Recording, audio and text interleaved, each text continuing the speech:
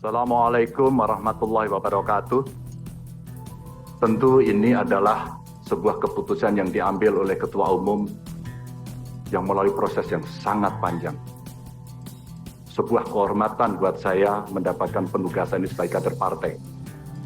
Di samping tentu ini tugas yang tidak mudah, maka kiranya kawan-kawan yang hadir, semua baik secara luring maupun daring, ada kepala daerah, ketua DPD, PDI Perjuangan, DPC, PAC, ranting, anak ranting, Satgas, dan seluruh komponen partai yang lain, kami mohon dukungan, kami mohon kritikan, saran. Inilah momentum buat kita untuk mengkonsolidasikan kekuatan untuk bersatu. One for all for one. Tentu ini bukan penugasan saya yang pertama dari partai ini.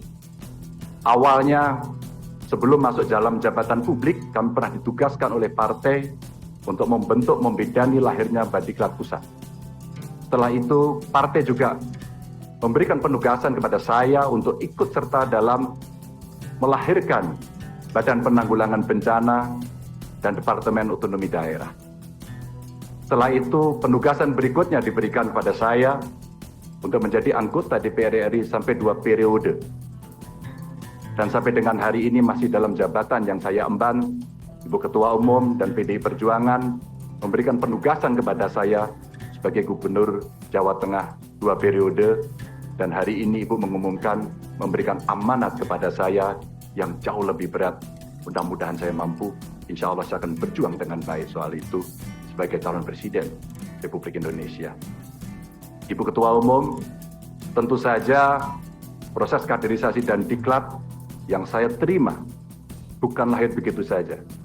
Saya lahir dari partai ini, digembleng oleh partai ini, dan besar di partai ini.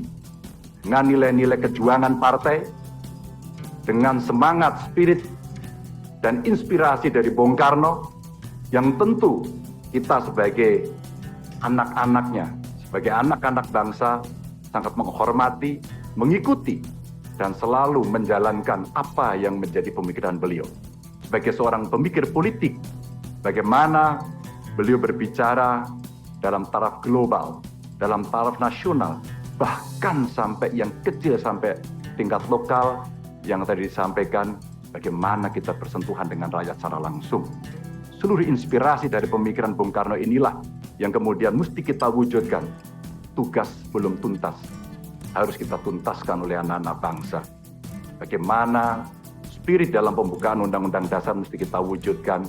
Bagaimana negara ini bisa berdikari dalam bidang politik, kemudian berdaulat dalam bidang politik, berdikari dalam bidang ekonomi, dan tidak pernah lepas kita punya kepribadian dalam kebudayaan. Itulah yang memberikan spirit kami. Tentu saya ingin mengucapkan terima kasih secara khusus kepada Mbak Puan yang dalam penugasan politik pernah menjadi pasukan tempur, panglima tempur di Jawa Tengah sampai dengan 2 periode. Mas Nanan, terima kasih yang selalu memberikan arahan.